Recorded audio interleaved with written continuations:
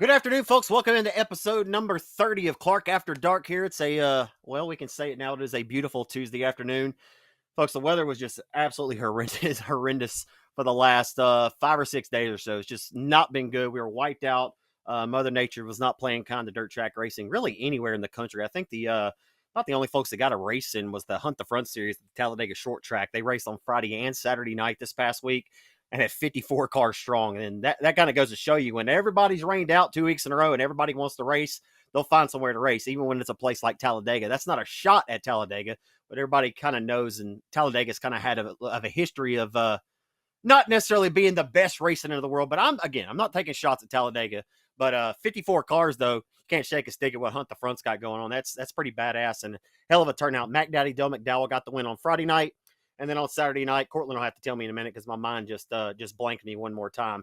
So nonetheless, coming off a weekend when we were rained out, it was a wild weekend, folks. I was leaving to go to Houghton. I'm going to tell you all this story real quick before I bring on our guest tonight. I was headed to Houghton. Of course, I live in Texarkana now, and as many folks know, there was a monsoon. I don't think it's rained as hard as it rained the other night, or I haven't seen it rain that hard in a long-ass time. And I was headed to Houghton, which is a straight shot. You just leave Texarkana, get on 49. Folks, I made it like 1 mile from my place. They built that brand new racetrack gas station right here on the corner on Highway 59 in Wake Village. I broke a damn axle in my truck Friday night. I don't know how that's possible, but I broke an axle in the middle of a monsoon. Folks, I'm telling you, it was wild. And it's crazy that, a storm like that would typically like have people all freaking out. But me, with my truck being broken down, I was worried about it not getting towed. So the harder it rained, the more comfortable I felt about my truck not getting towed. I wrote something on the side of it. Please do not tow. I'll be back tomorrow, which that was Friday night. Saturday, it never stopped raining. Rained all the way through Sunday. But I mentioned all this because I just wanted to say how awesome parents that I have. My dad came through for me. I mean, they live about an hour and 15 from here. But my dad is the best technician, the best mechanic that I know. I mean, he could diagnose a vehicle in his sleep. It's a shameless plug for him. Integrity Imports in Bossier City, Louisiana. Todd Clark is the man. But I just want to thank him and Adam for coming over and getting my truck back ready to go Sunday. They're out there beating an axle out on a truck at like 2:30 in the afternoon on Sunday. So I really do appreciate that, man. So I know my dad watches this podcast, and I just wanted to mention that and thank him for going above and beyond for anything that I ever need. And I know Cortland, my guest, he'll be on here in a second. Doherty would have done the same for him. And I know Bubba Jones, who will be our guest tonight, their dad probably would have done the same thing for them. So nonetheless, before I bring our guest tonight, will be Cortland Smith and Bubba Jones, of course. Cortland's with us every single week. We're happy to bring on Bubba Jones. Before we get to those guys, I wanted to mention the tragic loss of Hunter Hobson, the driver of the 34 RY factory stock. Although I didn't know Hunter very well, I did spend a lot of time around him at the racetracks, like back at Lone Star, in the 20 teens when Kevin Simpson was in that rock and roll Whataburger car. And he won a lot at Lone Star in that limited modified class, but Hunter was always his right-hand man and right there with him every single week. I mean, you saw it. Everybody had nothing but nice things to say about him, but he always had a smile on his face and had a great attitude about him. But, it's really obvious what he meant to everybody within our Arklatex racing family. And people that I love and hold in high regard held Hunter Hobson in high regard. And it's just a tragic loss. You never like to see someone pass away in the prime of their life. Cameron Furr and Alex Williams reached out to me earlier today and said that they were looking to potentially plan a memorial race for him. And Alex told me, quote, that Hunter always told him that when he wins, he wanted to talk to Zach Clark. And folks, that really means a lot to me. Because to be honest, I'd want to be there too. I'm saddened that we won't ever get that opportunity together, but this isn't about me. Obviously, I really love and appreciate all the racers wherever you race. I frequent a lot of different racetracks. I go to a lot of different places, and I develop relationships and friendships with a lot of different people. And man, it is like that. That's what I live for. I'm at the racetrack to see that driver get his first career win, or to pull through and get that long overdue win. That's what I love. Like, I live for this shit. And the fact that Hunter won't get that opportunity just makes me sad. But I know he's got the best ride from here on out. So rest in peace to Hunter Hobson. Without further ado, do want to bring on our guest tonight. Like I said, Cortland Smith out of Alexandria, Louisiana. He's with us week in and week out. And Bubba Jones. Guys, I've rambled enough. Bubba, you're at Boothill because you're sitting in my chair. It looks like, maybe. Are you sitting in my chair? Almost. Okay. Okay. What's man? It looks like you got a little bit of dry weather this week. I mean, we got the autism awareness race this Saturday night. What are you doing at the racetrack tonight? Like, what does a typical race week look like for you, and what's the preparation look like? Mowing, weed eating. We've been putting up some new lights on the front straightaway. Um, Cleaning up, working on the track. It's all week ordeal up here. Okay. This is the way I want to start this off. I want to ask you this from the front because I don't think we've ever put this out on Front Street for anybody to know the background on how this all came to be. Why you're at Boothill now as the owner after having a brief stint at Sabine Speedway, after having a pretty successful racing career. And you're still racing. I'm not calling you retired yet. But, Bubba, the last time that I had you on a podcast was March of 2021. And at that time, you were just a full time racer. And of course, you had your businesses that you run. But a lot has changed since that time. You're now in your second full season owning, promoting Boothill Speedway alongside Rollo Pilkington.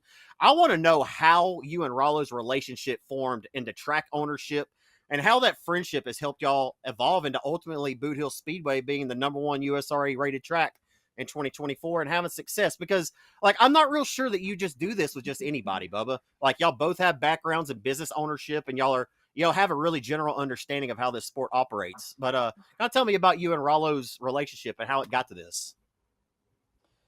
Man, I always knew Rollo from racing at Architects for years, but we really wasn't. I mean, we knew each other, but we really wasn't close friends. And then when I got Sabine, he was working, for Donnie Powers at Architects, and we just got to where we'd call each other every week and kind of bounce ideas off each other, and we really got to, you know, be close friends through that. And then this opportunity at Boot Hill come up, and man, like it was a gamble because most partnerships, don't work out most of the time. But man, we did it, and like I can say, and we've been doing this for 3 years, and ain't never had the first argument, first crossword. Like we pretty much think the same. We work hard, and we just don't even never really talk about whose job is what. We just go our separate Yeah. ways and get it done, and we both got the same goals for it, and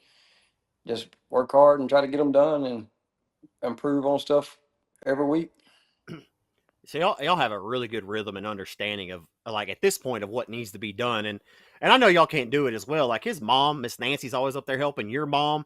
I know y'all probably couldn't do this together without having the support from your parent. Your great families that back y'all. This is like one big family that makes this thing go. Oh, I tell people all the time, it's crazy how blessed we are to, like, his mama's in the concession stand on the grandstand side. My mama runs the concession stand on the pit side. My wife works her butt off. Jill, Tiffany,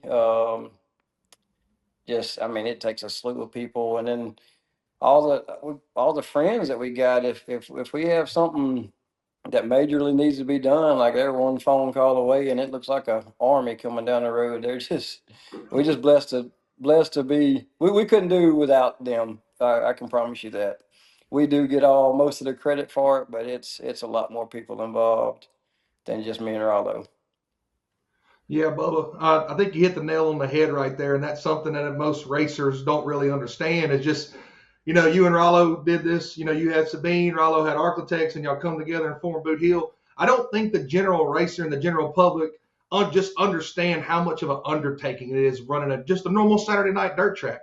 I mean, it like you said, you're on a Tuesday night mowing like that, just to have your family and everybody support like that really you need all hands on deck to just make a regular Saturday night run, much less any other big shows y'all have.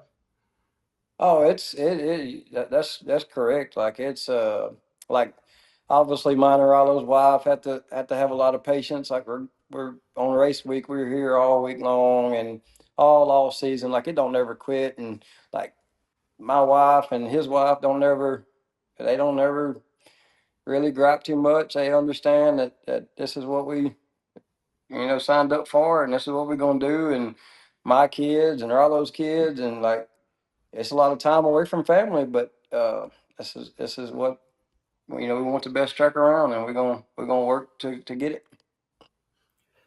It's just funny to me how much your opinion of Boothill has changed. Not like I know you have to talk nice of it because you're running the place, but Boothill wasn't always necessarily your favorite racetrack. I mean I asked you on that podcast 5 years ago, Architect's your favorite track to drive on. You've always loved Boothill. You appreciate, you understand the history of the place, but you and Boothill just didn't mesh well, right? Like you and Kate always had that little running, little inside joke on social media, hashtag Boot Hill rained out. Like there's just all kind of stuff going back over the years, right? Like where you and Boot Hill just didn't necessarily mesh well. Like what changed?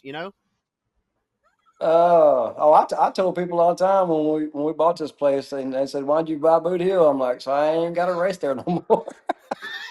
but it wasn't nothing ever against Boot Hill. It's I suck here, and I still suck here, and you know how racers are. If you suck somewhere, you don't talk good about it unless you Yeah. win.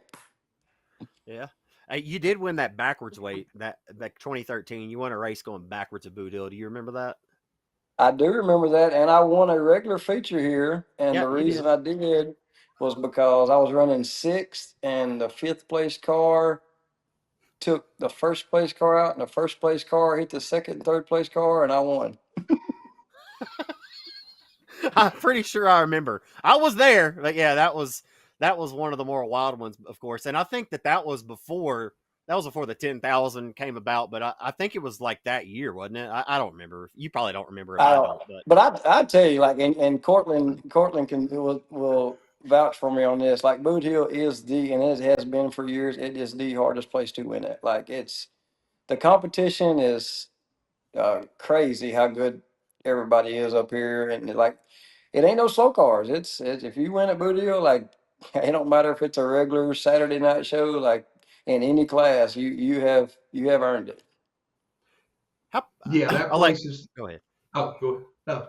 No, just that place, just the geographical location of it, man. You're just I-20, I-49. Everybody can get there relatively easy, and like you said, like it's a weekly shootout. Like there is no Oh, no slouches, doubt. and you will see guys that won there the week before in a B main starting sixth and having to work their way to get up there. Like Oh Boot, like yeah. you said, if you want to race, the hill's the place, and if you win at Boot Hill, you can truly like that's a feather in the cap to you. No doubt. Bubba, I know your sport. I know your vision for this sport. Like conversations that we've had over the years. I know you want to bring big events to Boot Hill. Last year's World of Outlaw late model show was a huge success. I mean, and this year they're coming back for 50,000 to win, and we have a 30,000 win factory stock race in less than a month. How gratifying is that when you looked up and you saw that crowd last year around the time qualifying was taking place, and you had a line all the way out the I-20? And I mean, to see the stands as packed as they were at Boot Hill, was that gratifying to feel like all that hard work and putting on a race of that magnitude was coming to fruition? Oh, it was something to see for sure. Like, I ain't never in my life seen so many people at a racetrack, and but that's why we can do things like that, because I feel like we have the the greatest racers in the United States and the greatest fans. Like, everything we do, I think if we planned to race on a Tuesday night, I believe they'd pile in here, and like, we are very very thankful and appreciative of all that stuff, and that gives us the confidence to go out on a limb and put on shows like we are, because we know, hopefully we'll still have the support. I hope it don't quit. Yeah. How, I how did think you the hit the idea nail. go? Well, Oh. we knew, hey, before he says anything, we knew that this might happen a time or two. Me and Cortland might step on each other because, like, this isn't an A+ ran program. We do the best we can. But go ahead, Cortland. No, I just wanted to personally thank every single race fan, and Bubba said it. The race fans around here are some of the best, because when I was in the infield when that A main started, I was helping Bagger that weekend. I was down there, and you don't realize how many crew guys said this is a Fairbury type atmosphere with just the amount of people that were. I mean, you couldn't find another seat in the grandstands. And the way everybody was packed around the fence and side by sides and all this, like a lot of people really did appreciate just, a lot of the racers and Yeah. crews realized how big of a deal it was. And that just speaks to what you and Rollo have built here. Oh, it was crazy. There was people that I ain't seen at a racetrack in 20 years. Like, they were just coming in left and right, and like, it was. I don't know. That's what it takes, man. Like, you got to have, without fans and without racers and without everybody that helps us, like we don't have nothing. It's and that I mean that made us not made us, but like we was willing to do a 50,000 to win because of that. Without Right. that turnout, we don't never even think about doing a 50,000 to win. And it's just it means something to me to have a World of Outlaws marquee event gonna be here in October Yes. in Louisiana. Like it's just crazy to think about. It really is, man. And I would imagine as a owner or promoter, that would be the thrill of it for me to put on these mega events and to see the kind of result, the turnout by the fans. Like you said, perfect segue to what I was about to mention is you would have never even considered a 50,000 win race this season if the turnout wasn't as great as it was last year, man. That's just got to keep building it, to try to get this thing better and better every single year. But when you got guys like Cade who talk highly about it, obviously this track's in his home state. Cade's going to talk good about it. Y'all are good friends. But when you have guys like Bobby Pierce talk about how badass Boothill is, like, man, that's got to make you feel fired up and proud too. Gustin, he's raced here in the past, but he told me that's the best Boothill's ever raced, and he's been here 5 or 6 times in a USMTS mod. Yeah, like I didn't hear nothing bad about it. I do feel like the race could have been better. Yeah. To me, just but we have high expectations. The race was good, but I just think it can be a whole lot better. Like the Ronnie Adams earlier that year, that was one of the best races I've ever seen. Like Yeah. it was crazy, but uh, I don't know. Like everybody was impressed with it. Like Francis was, talked highly of it, and you don't you always you don't like it means something when people that's raced all over the United States give you compliments because they've been everywhere. Like I haven't been everywhere. I've only seen Texas, Louisiana, Mississippi, Arkansas, but like when people that's raced all over the United States, tells you how badass it is, like that does it mean something. Absolutely. I'm gonna get one more in Cortland. Get the next one. I want to bring up this 30,000 this spring nationals. So we've hit the 50,000 late model race coming up in October. I think that's October the 17th and 18th. I'm pretty sure it is actually. And then May 1st through the 3rd coming up the 30,000 spring nationals. Like how did this deal come about? I mean, you've had private conversations, but tell the fans like why 30,000? I mean, it could have been 15, it could have been 20, but 30,000 to win in a factory stock. You're a long-time factory stock driver, man. That's got to fire you up to be able to put a race on of that caliber too for these guys. It's crazy to think about. Man, like so when we got this place, like me and Rollo always wanted. They already had the King of the Hill. They already had the Cajun Classic, Architects. And, everybody's got their race that they started. And, like, we just wanted our own race, Like, we still going to have the King of the Hill this year. And, like, it's technically ours, but we just wanted something that we come up with. And I was on vacation and that's one thing that's scary about mine and Rollo's ordeal is sometimes I come up with crazy ideas and like he just agrees with it. So like sometimes I wish he would tell me no.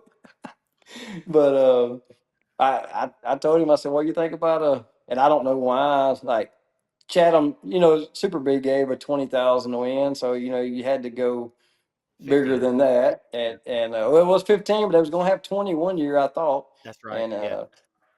so I just called Riley. I was like, "Man, what you think about 30,000 to win, 1,000 to start?" And like he just said, "Okay, let's do it." So that's pretty much how it come about. I want to add for that weekend, to my knowledge, I've looked up a little bit. You realize that's the second highest paying dirt race that weekend, and it's only behind the 75,000 to win World of Outlaw race at Mississippi Thunder. Like we will Oh have yeah, the and second, yeah. Like it's, I don't think people because we've come so accustomed to big money factory stock racing, right? Like we got 10,000, 5,000, all this money out there. But like somebody's gonna leave with $30,000, Bub. And like you said, like you asked Rollo, and I know that's how you and Rollo are. Like y'all are just gonna be like, man, let's just throw a 30,000 win, Rollo. What you think? And Rollo's gonna be like, sure, cuz, like whatever you think, yeah, Bubba. you good. But like no, I was just going to say, like, just the fact that that's just such a big money race, and we come accustomed to it. Like, you're a former racer. I raced them. Like, I know in your head when you first started, could you ever imagine this coming to this? And is this the new standard now? Like, is this just a one-time deal, or is this going to be like an Eldor Million just every once in a while, or is this going to be like a continuation deal? when I first started factory stock, I mean, like 5,000 was huge. So this is unheard of for sure, and it's not a one time deal. Like we want to do it over and over and over. We want to make it a event every year, and as long as we have the support by the racers and the fans, like we'll keep doing it. And but if it's crazy to think about, if you think about what a late model cost compared to 100,000 to win, and like factory stock is around 30, and it's 30 to win. So this is equivalent to 100,000 to win late model race is what it is. Like it's unheard of, and man, I'll be pumped for whoever wins it. And not only 30,000 to win, it pays for second place pays what the King of the Hill 10,000 would pay. Third pays 5,000, and it's 1,000 to start. And I don't know about you, Cortland, but the most I ever won in a factory stock was like $1,200, and it pays 1,000 to start the race. So it should uh it should make for some interesting B mains, that's for sure. Surely you won a 3,000 at some point in your career, right? You never won a race over 1,200. I have not. I won the fall Southern Showdown at Manny, and it Yeah. paid $1,250. Wow. I know you But finished. but at the time I won that was big money back then. It was. I mean, you finished second. Like you finished second to Faulkner and the Mike Parker. That paid $5,000 a couple of years. It's actually 7,500 at Arklatex at the time, and I think you finished behind Kevin Sestair and Rollo, or was it who won that first at Timberline? One of them, but or you got second. I'm trying to remember. You finished second. You were in the top three. No, you're always been right there in the factory stock though. So putting these big factory stock deals on, like, man, we got a lot of shit going on in this factory stock thing right now. Like, we're not as geographically challenged as like 67 Speedway is. You see what they got going on. Are you happy that you don't have that headache at least with the factory stocks? Oh yeah, I'm glad. Like I tell people all the time, like that's all I've raced is factory stock, and I don't know why. That's just my love, and like man, they to be honest with you, they support every racetrack in Louisiana, Arkansas. Like it's without factory stock, these tracks don't even stay open. Like I think we've had. I don't think we've had under 40 this year so far. Like it's like they just pile in here, and they deserve they deserve a big money race just like a late model does. Like in my opinion, um, I know they don't have probably as much hype as a late model, but like to me, it's the same hype. Like I get pumped up about a factory stock race, and like we Me are too. blessed to have the cars that's all on the same rule package, that we don't have to go through some of that other stuff. But maybe they'll get it worked out, and I hope the Mike Parker race turns out for Justin, and I think they're separating them now, and I think he'll be fine. All right, so I have to have one follow up to this then, and then Cortland, you go with the next one here. But and I told you I was going to ask you this question the other day: is what do you have to say to race fans? And these are fans, and you know how I feel about this, so I'm not putting a blindfold and saying that I'm speaking for the race fan because I kind of feel the same way, but I also understand the reason why we do this. But what do you have to say to fans that say that we run too many classes, Bubba?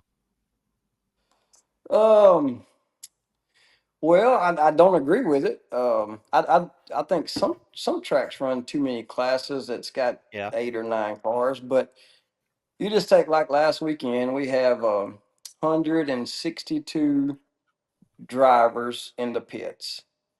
Mm-hmm. I don't think they disappear. If you run them in 3 classes, it's the same amount of heat races, more B mains, and a few less features. So like, and then you got, if you run 3 classes, it's you'd have 100 people that went home that night that didn't get to race a main, and I don't think it saves any time. It's the same amount of heat races, more B main, the same amount of races, I believe. But don't you So, have to and pay? I But know don't you it's have to pay out more now, though? yeah, but the fans don't. Um, Right. so I mean, that's just the way the way we feel about it is like I don't think it saves any more time. It it keeps people in racing. Like I'm pretty sure that like the tuners, like the tuners probably don't mean much to some people, but man, when you see the smile on their face when they win, and they're having just as much fun as Bobby Pierce is in a late model, like, and in the Sportster Absolutely. class, like. So I think if you did away with all that, then you wouldn't. I don't know what they would be doing. They probably wouldn't stay in racing. So Yeah. it's kind of damned if you do and damned if you don't. And what we do up here is we always the main classes, factory, limited, and B mods. We run them, or if we have late models, we run them first or second feature. And if that's what you come to see, then you can leave. And if you want to stay a little bit longer and watch everybody else, then everybody's welcome. I'm sold. That's the best I've ever heard it put. I'm sold. Go ahead, Cortland. Let Bubba Jones give you a sales pitch, and you'll buy it every time. Cause that's all I gotta say. But That's I'm right. gonna change the direction a little bit, Bubba. Now we're on. I believe this is year 2 that we've moved the backstretch out. Has it been a success in your book? Now that we've taken the backstretch wall and moved it, what was it? Probably about 5 foot at most. I don't know how far it really was. But now that you've done that, do you think it was a success? And did what you had imagining in your head, is that what the result that you got with the racing wise? Absolutely.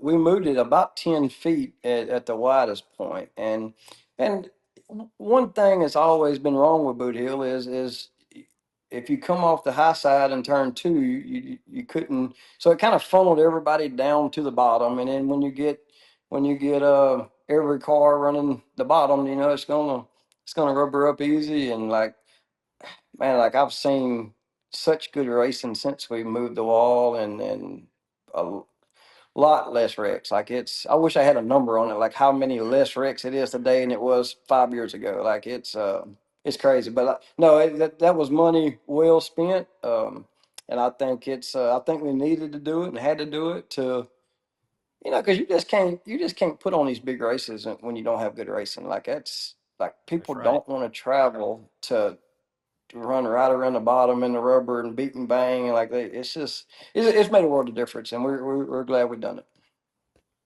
Y'all I have think the it's track. definitely. Oh, I think it's definitely changed up your driving, like the driving style and how you get around there. It's really been able to make you open up your entry into 3 and carry, just an all around general aspect. You can leave wider in 2. You can try different angles in 3 and 4. And like you said, like I was concerned about it because I felt like Boot Hill's always raced relatively good. And then when you moved it out wider, I thought it was going to become top dominant. But man, like that was probably one of the best moves that y'all ever made as track promoters and decision making. It really has done. It's crossed all the T's and dotted all the I's. Well, one thing that you probably don't realize is when we moved the wall out, it did make the top dominant.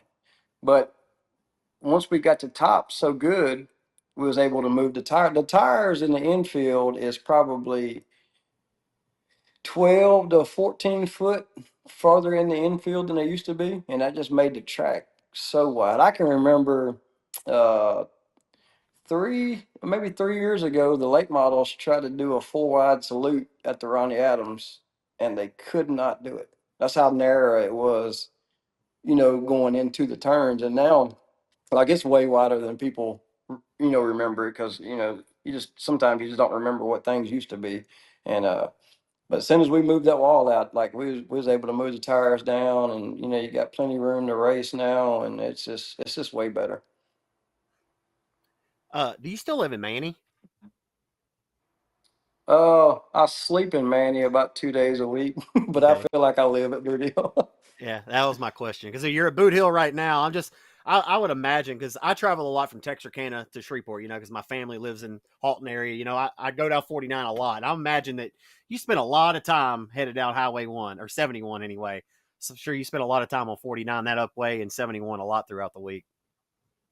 Yeah, I put a lot of miles on the truck, but it works out for us because, like, a lot of our septic work and dirt work is around Shreveport, Halton area. So sometimes I stay up here even when we ain't working on the track. But most of the time, like on race week, like, we're here from Monday to Sunday, and then we'll go back home, and Rilo will catch up on his car lot, and I'll catch up on our business, and then we'll get back at it.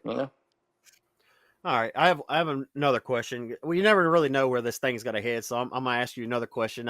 What are the chances of ever seeing a high limit sprint car or a World of Outlaws a sprint car, like a national sprint car race? What are the chances of that potentially happening in the future of Boot Hill? I'm not saying this year, next year, or the year after. What is the possibility of this potentially ever happening? It's a good possibility. Me and Rallo was talking, I don't know, a couple weeks ago, and like that's if we don't go bankrupt on the 50,000 to win late model race. Yeah, And if y'all show up, like that's our plans for 2026 is to bring, one of the national tours, whether it be high limit or World Outlaw sprint cars here. But one thing, the reason we haven't done it and yet is because I don't think we was ready for it. Like that that no catch fence in turns 3 and 4, like it has right. scared me to death for years. And but now we got that up and like so that's our goal. We're gonna do it and hopefully it'll happen in 2026.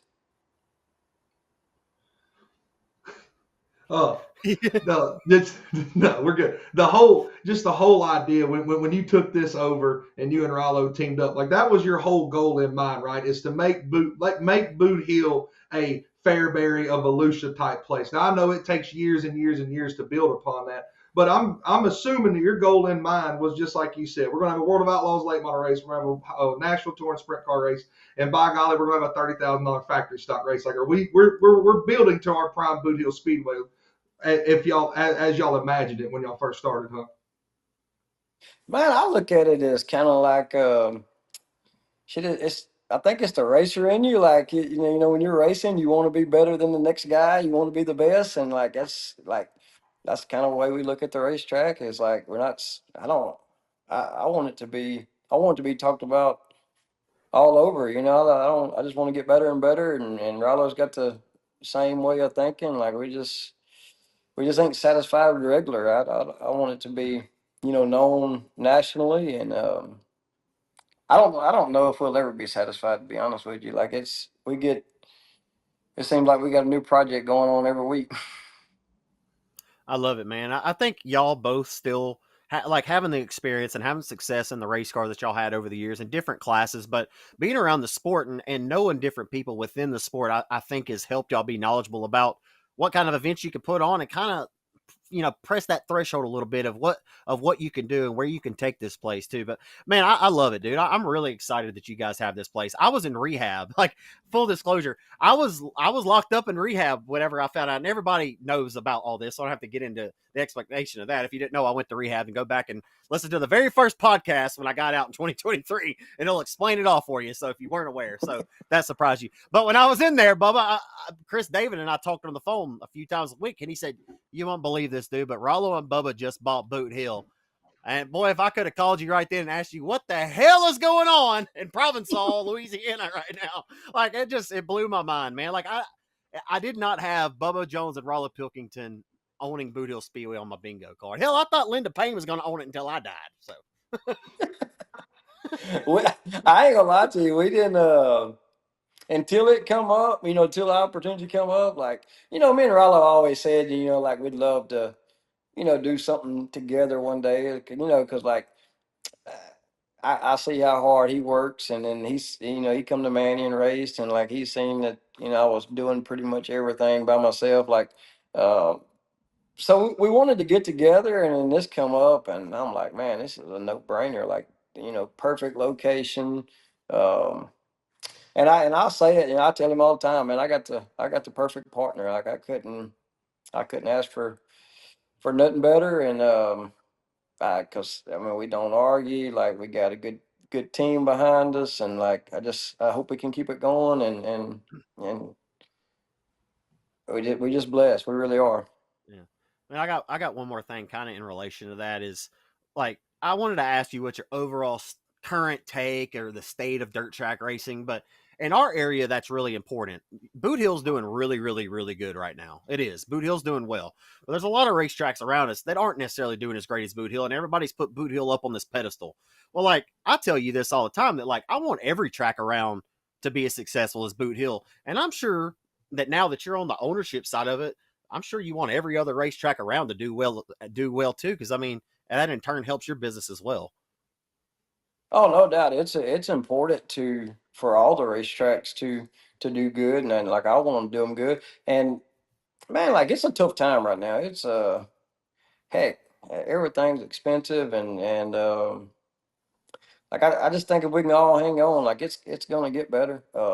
And like don't get me wrong, we have a pile of cars here every week, but like the overhead here compared to the smaller tracks. I was at Manny for 3 years, and it just didn't have the cost that it costs to run a place like Boothill. So they don't have to have the car count we have, but I mean they need a few more. So anytime we're off, like man, y'all go support other tracks. It don't. I mean, like because we need everybody to stay in business, and that'd be good, the best for the whole sport. You got anything else, Cortland?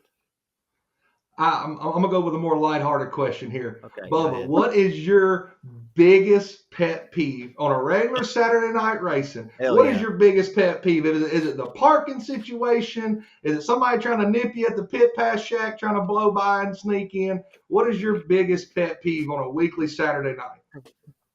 100% parking spots. Like I, I I ask people figured. all I figured. like it is. It's because I've raced for I don't know 20 25 years now, and like I've never like I just went to the racetrack. I parked and raced, and like I don't know what some people do when they go to Walmart and can't find a good parking spot, but I don't know, man. Like it's and some of it is our fault. When you sell spots, like it gets you in the middle of it, and I don't know. Everybody likes concrete. I can tell you that. We just need to Hey, pour some more concrete and fix all of it. Cortland, what was Dane Lloyd's question to Bubba Jones? We have a race fan. He's from Wascom. What was Dane's question? Dane was wondering how much would he have to pay to go in on the backstretch and make his own suite on the Bill, backstretch in he between wants the to two grandstands. Yeah, he he wants wants to to build build his a own full on suite. suite, have AC, heating. He wants to know how much he has to donate to the track to put the project on. Because he said he'll pay all the money to build it. He just wants to know how much he's got to pay to get that area. He's probably trying to buy a parking spot, Bubba. That's what he's trying to do. You may tell him no now. I don't know if I want to get into that because if somebody's got goes gets in his suite, then I got to babysit it too. But we are like we would love to build some suites one day, but that's 2 or 3 years down the road. That's pretty expensive to do. This weekend, man, we've got the autism awareness event. Adam Stevens, Chase, man. Chase, we lost a couple years ago in a tragic accident. We're gonna be able to honor him. I think Doug Vick Jr. is driving that 46 car this weekend. That's Adam's cousin, of course. But these autism awareness races are always big. I mean, it's $1,000 a win, man. But every single race we have, especially even for the factory stocks, it's another tune up. I think this will be I think 5 total tune ups before that 30,000. So like all the weekly racing at Boot Hill's badass, and them USRA B mods, man. I don't know where I'm shaping this question up. Like we only have a few tune-ups left. We got that autism awareness, but dude, do you not love this USRA B mod class? Like it's really good. Oh yeah, it's growing, and I think it's going to be one of our biggest classes in a couple years. And talking about the autism race, like Yeah, you know we done them when we was at Manny, and then now we up here, and like it really. I mean, I don't even know if y'all know this, but like I got a nephew that's yeah, autistic, so yeah. it's it means a lot to me personally. To put something like that on, and and we don't really we don't really advertise it, but we do. Like when we have a good turnout, like we donate to the autism program, and then maybe it can help a kid out one day, or take them to do stuff that they don't get to normally do. And like uh, once I learned about autism, like it's special. Like it's them kids is they something else. Like my nephew Cooper is sweetest, happiest kid, and like we're over here grappling about parking spots, and he ain't got a worry in the world, and just loving life, man. Awesome. Yeah, them kids will put everything in perspective, man. It really will. Their kids are awesome for sure, man. Happy to have that autism awareness race too, man. It's a big deal, and I'm sure we'll have 40 factory stock show up for that deal, and we'll have another great turnout. Man, hey, I'm sure it feels nice for you guys. Like last week, had to cancel the USMTS, and that was a bummer, but hopefully we'll get to that as a reschedule later in the year. But I'm sure it's just nice to be able to go through a race week and not have weather being a factor, right? I mean, that affects everything. Man, I'm gonna tell you, like, so weather don't only it affects me at this racetrack, but I own a septic company, and my brother owns a dirt company, so like the rain shuts us down on every single thing in our life, really. Like it's I hate rain. I tell people all the time, right? My Too. wife asks me all the time, why do you get mad when it rains? I'm like, because I can't do nothing. Like, I'm not no type of person to sit in the house all day. And but yeah, we got some beautiful weather this weekend. It don't happen very often. It always seems like when we putting on something, if it don't rain, it's a damn good chance of it, and we always have to fight it. But it's just part of it, man. It's outside sports and outside activities, and you just gotta deal with it. Like the song says, you can plan a pretty picnic, but you can't predict the weather. Yeah. But y'all are going to build an awning over the stands to keep the fans from getting wet, and then you're going to get a big tarp to cover the racetrack, right? If we had enough money, I swear we'd build it on. Yeah, hell yeah. Cortland, you have anything else you'd like to wrap this up with? Yeah, just before we leave, it's probably I don't know if we'll have Bubba back on again before the 30,000, but we hit on how competitive and how tough the factory stock racing is weekly at Boot Hill and in the Arklatex region as a general. Do you think? And I know somebody's going to hear this and they're going to think that you're trying to sway the waves and make it to where an Arklatex guy wins. That's not what I'm saying. But do you think there's a chance an out of towner can come out here and steal the money from these Arklatex guys, or do you think that the home state, the Boot Hill faithfuls, will show up and show out and defend their territory?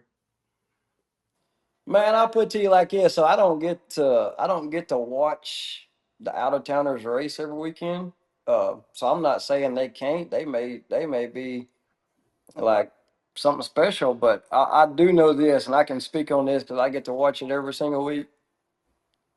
Like, it's gonna be tough. Like because of the people we got here. Hell, I don't even know who I would pick to win it out of the architects crew. Like, I mean, you just look, Yeah, you got, Faulkner, obviously, and you can't bet Whitehead, and you can't bet against him, and you got Cody CJ, Myers, you got Neil Kemp, you got CJ Howe, Josh Martin, and shit, and then you Dalton look like DuBois. the ones that don't race, like you got Dalton DuBois, you got Brett Frazier. Like, I don't know, I can sit here and name, Yeah, man, I can, and then like, there's it's just crazy how deep it is around here, and like you don't know who's gonna win. So I'm not saying they can't win, but I can tell them this, that they got it to do when they come over here, and like we welcome all of them. And it wouldn't hurt my feelings if somebody from out of town did win it. Like I want yeah, like, it don't matter to me who wins it, but like I say, I just know our competition is tough, and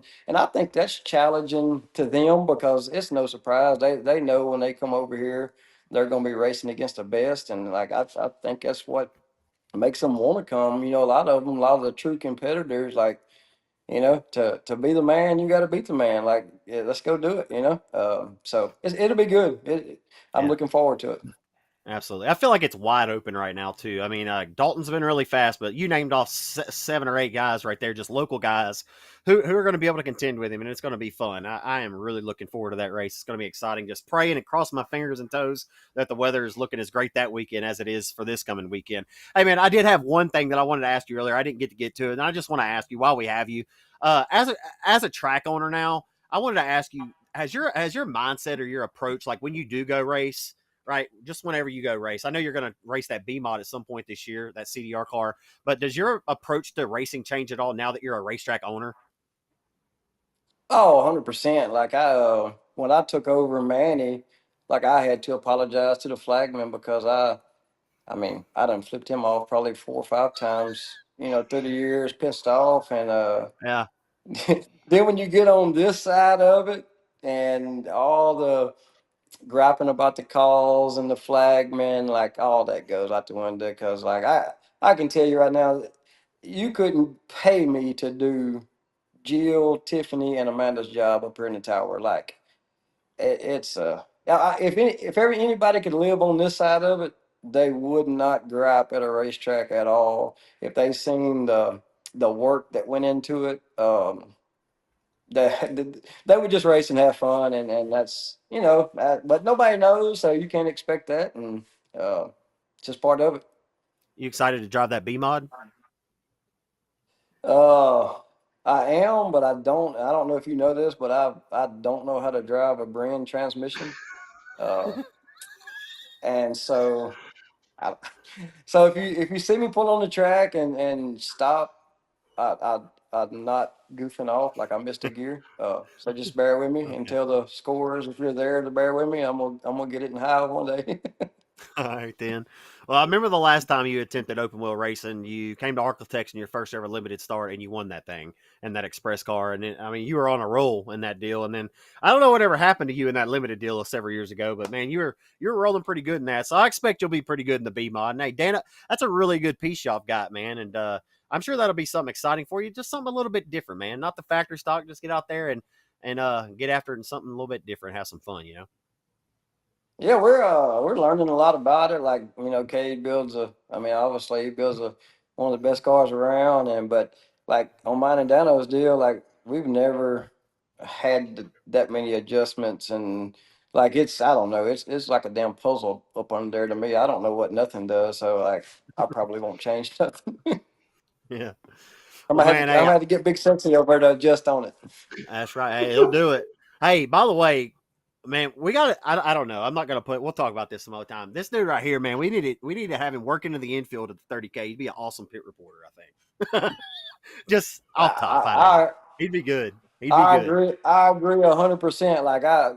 And Cortland. I was very impressed the first time I watched this podcast. I'm like, man, I knew he could talk, but like he's good and knowledgeable. And the same thing goes for you, Zach and Cortland. This is the offer if you want to.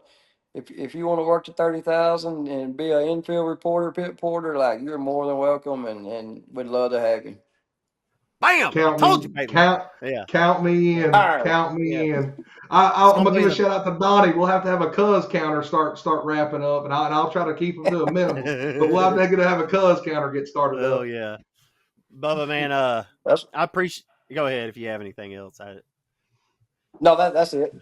Yeah, we just had that little bit of delay, and it just calls them, throws a monkey into the wrench there. So if any of you folks wonder why we stepped on each other, it's just like about a 1 second delay, and it kind of throws things off. But nonetheless, we worked through it. And Bubba, man, we've been friends a long time, man, and I really appreciate you coming on and giving us some of your time tonight, man. I know we asked a lot of questions and didn't know where this thing was headed at times, man. I appreciate you always giving us honest takes and just being yourself, man. That's all you've ever been, and that's why so many people love you, man.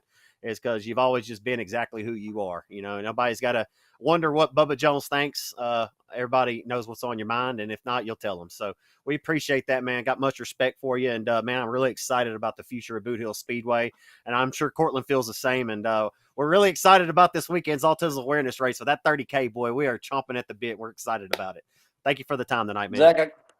Zach, I got one more thing. Okay, go ahead. uh, when I was naming off all the people that is on our team up here and makes this thing Yeah. go, I didn't give you and Josh a shout out. Like it definitely don't go without no good announcers. And like I was going to tell you, I appreciate it and appreciate the hard work y'all put in. Thank you, brother. We appreciate that. Folks, that's the owner promoter with Rollo Pilkington, Bubba Jones. We'll get Rollo on maybe at some other time.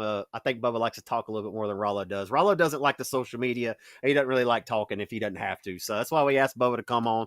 Thanks a lot, Bubba, man. Have a good night. All right, man. Y'all too. All right, there he is, folks. It's Bubba Jones going away into the Boot Hill night. Cortland, that was a really good conversation, man. As Bubba will get signed off here, but that was a good conversation, man. He's always just told it how it is. Yeah, 100%. Bubba is one of the, like you said, Bubba is Bubba, and that's why we all love him. He is who he is. He says what's on his mind, and it may hurt your feelings, but I guarantee at the end of the night, if you go see him over there at the old tech shed beside the concession stand, you can talk it out and have a good time. That was one thing I was going to add for anybody if you have any doubt about the racing or the racetrack surface, I can guarantee you this much: after every single race, there is some type of party or hangout going around, and a good time will be had after the racing action is done. All right, buddy. Well, you better hope you didn't sell that microphone. You better brush that baby off because you're going to be putting it to work in a few weeks. I told you, man, we was working on it, but nonetheless, we'll talk about that privately in a minute, man. I'm really excited about it. Thanks you so much, Cortland, and Bubba was great. And thank everybody for tuning in and listening to Clark After Dark, episode number 30. Y'all be blessed and be a blessing. We'll see you this weekend from the Hill. Later.